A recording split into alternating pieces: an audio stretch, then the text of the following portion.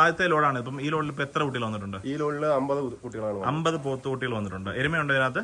രണ്ട് എരുമയുണ്ട്. അതോടെ കൂട്ടി 52 ഉണ്ട്. അപ്പൊ നമുക്ക് ഈ കുട്ടികളെയൊക്കെ നമുക്ക് എവിടെ നിന്നായിട്ട് എടുത്തേക്കുന്നത്? ഫത്തേഹാബാദ്, ഹരിയാനയിലെ ഫത്തേഹാബാദ് എന്ന് പറയുന്ന സ്ഥലത്ത് രത്തിയ എന്ന് പറയുന്ന സ്ഥലമുണ്ട്. ഓക്കെ, അവിടെ നിന്നാണ് ഈ കുട്ടികളെ എടുത്തേക്കുന്നത് അല്ലേ?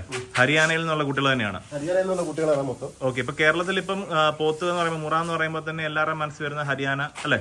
മുറ എന്ന് പറയും, മുറയാണെന്നുണ്ടെങ്കിൽ ഹരിയാന കുട്ടികളല്ലേ, പഞ്ചാബ്, പിന്നെ യു പി എന്നുള്ള ആൾക്കാർ യു പി എന്നുള്ള കുട്ടികളെ കൊണ്ടുവരുന്നുണ്ട്. അപ്പൊ അത് ക്രോസ് എന്ന് പറഞ്ഞ ആൾക്കാർ അതിനെ കൊടുക്കുന്നുണ്ട്.